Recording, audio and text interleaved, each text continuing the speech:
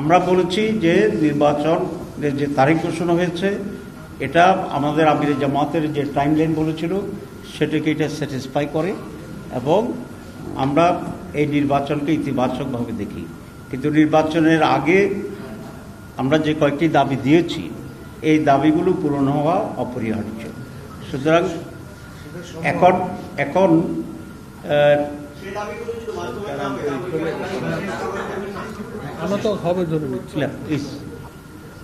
আমরা মনে করি এগুলার সুষ্ঠু অবাধ নির্বাচনের জন্য এ দাবি পূরণ অপরিহার্য এবং সরকার যদি সিনসিয়ার হয় তাহলে এ দাবি পূরণ একেবারেই সম্ভব।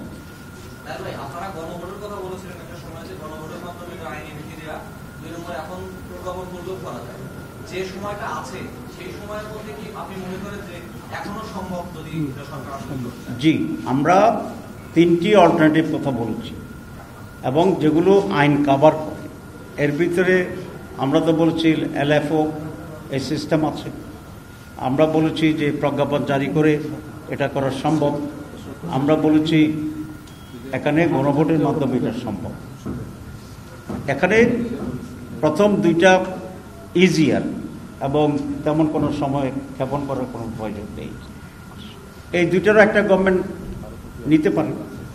তারপরে যদি গভর্নমেন্ট মনে করে যে না আমরা গণভোটের দিকে যাব, এটাও আমাদের একটা দাবি, সেই ব্যাপারেও গণভোট করা এখানে সম্ভব। এখনও তো 6 মাসের বেশি সময় আছে।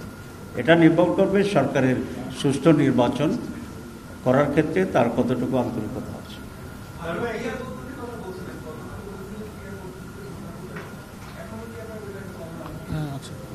জি, আমরা মনে করি পিআর পদ্ধতিটাই হচ্ছে বাংলাদেশের সুষ্ঠু নির্বাচনের জন্য একটা মাইল ফলক হতে পারে। তার প্রথম যুক্তিটা হচ্ছে 54 বছরের ট্রেডিশনাল পদ্ধতির যে নির্বাচন, এই নির্বাচন তো আমরা সুষ্ঠু হইতে দেখি নেই।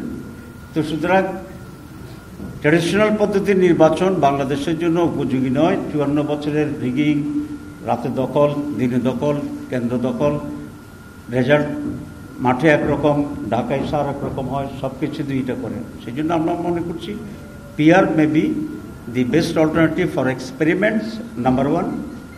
নাম্বার 2, যে পিআরের মাধ্যমে ভোটারদের রিয়েল রিপ্রেজেন্টেশনটা হয়। ট্রেডিশনাল পদ্ধতিতে আপনারা দেখেছেন যে 49 কেউ পেল, কেউ 51 পেল, 51 বিজয়ী। একেবারে সুস্থ নির্বাচনে যদি আমি ধরি, আর 49-এর যে ভোট, এই ভোটের কোনো ভ্যালু এখানে থাকে না। আমি যখন নির্বাচন করতাম লোকেরা বলে যে ভোট ফসাবো না, তখন বুঝতে পারতাম না। এখন বুঝি যে যেহেতু পিআর এটা কাউন্ট করার সুযোগ আছে, তো সেক্ষেত্রে আগেরটা তো পচার মতোই। আর পুরো হোল কান্ট্রি যে পরিমাণ সমর্থন মানুষের আছে একটা ন্যাশনাল নির্বাচনে বলুন, রিপ্রেজেন্টেশনে বলুন, পার্টি বলুন, সব জায়গাতে পুরো জাতির ভিতরে তার পজিশন কি, দ্যাট ইজ দ্য ইম্পর্টেন্ট, এবং সেটা রিফ্লেকশন হবে। আমরা এখনো মনে করি পিআর পদ্ধতিতে বেস্ট পদ্ধতি। শাইনি চুলে এখন হবে সব হেয়ার স্টাইল। সিল্কোর দ্বিগুণ শাইনি চুল প্রতিদিন। আমরা এরিয়া আগে যাব। জুলাই ঘোষণাপত্রকে অন্তর্ভুক্ত করার কথা বলছিলেন, তো আমাদের প্রস্তাবনায় তো 1971 সালে মুক্তিযুদ্ধকে মহিয়ান করা হয়েছিল, সেটা দিয়ে শুরু। তো এরপরে এটা ছিল 24-এর আন্দোলন, ছিল একটা সরকার পতনের আন্দোলন, যে সরকার গণতান্ত্রিক প্রক্রিয়া ক্ষমতা এসে তাকে সরাতে আমাদের 17 বছর সময় লেগেছে। তো এর পরবর্তীতে যতগুলো সরকার পরিবর্তন হবে, সবগুলো সরকার পরিবর্তনকেই কি প্রিয়াম্বলে অন্তর্ভুক্ত করতে হবে?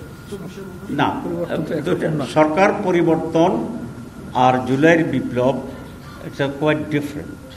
কারণ হচ্ছে 71 সাল যেমন একটা ডিফারেন্ট ইস্যু, জাতির স্বাধীনতার ইস্যু ছিল। 47 সাল যেমন একটা ডিফারেন্ট ছিল, আমাদের জাতিসত্তার বিকাশের যে একটা সুযোগ ছিল। জুলাই এপ্রিলের বিষয়টা কিন্তু প্রায় তার কাছাকাছি, আমি ইকুয়াল বলতে চাই না, কিন্তু এটাও জাতির জন্য অত্যন্ত গুরুত্বপূর্ণ। তো সেই জন্য আমরা এই দাবি করছি। কিন্তু সব সরকার পরিবর্তন হইলেই কোনো ঘটনাকে উঠে দিলে সেটা তো একরকম। 47 একটা পর্যায়ে ছিল, স্টেজ ছিল, কিন্তু সেটা আমাদের একটা নির্দিষ্ট যে জাতীয়তাবাদ, ন্যাশনালিজম, সেটা আমাদের অর্থে আমরা ঐক্য ছিল আমাদের। কিন্তু এখন তো নয়, আমরা এক জাতির মধ্যে বিভাজিত, অর্থাৎ বিভিন্ন মতাদর্শ কেন্দ্রিক। এটা তো জাতির বিষয় না। না, এটা মতাদর্শ কেন্দ্রিক। আর আমাদের স্বাধীনতার যুদ্ধ, ব্রিটিশ বিরোধী যে আন্দোলন, সে আন্দোলন থেকে আসছে, সেটা ইজ ডিফারেন্ট। আমরা এটাই মনে করছি। জি, থ্যাংক ইউ।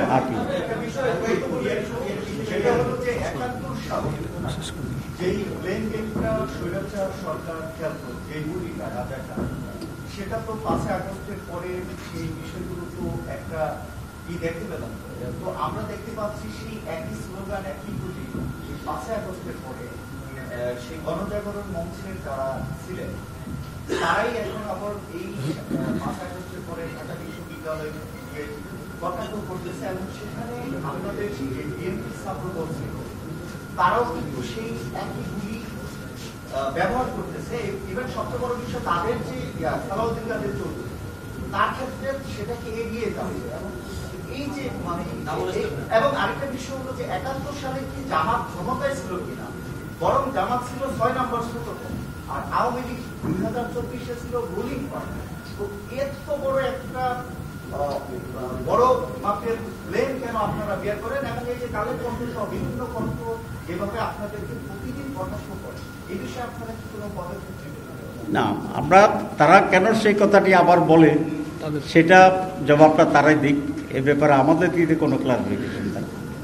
জি, আমার প্রশ্নটা একটু ক্লিয়ার করুন। আপনারা বিয়ারের কথা বলছেন, বিয়ার পদ্ধতি নির্বাচন ঐক্যবদ্ধ বিষয়টা বারবার বলে আসছেন, সেটা হলো বিয়ার নিয়ে এখন পর্যন্ত প্রধান রাজনৈতিক দল বিএনপি কোনোভাবে একই না।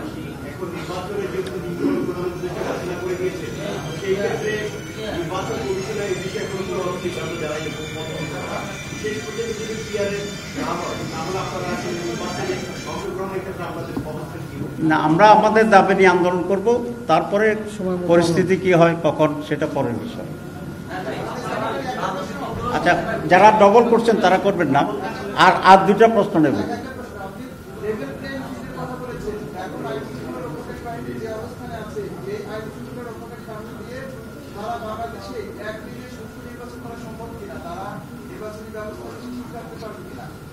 আমরা মনে করি যে আইন শৃঙ্খলা পরিস্থিতি বর্তমানে যেটা বিরাজমান, সেটা মাধ্যমে একটু সুষ্ঠু অবাধ নির্বাচন করা খুবই ডিফিকাল্ট হবে।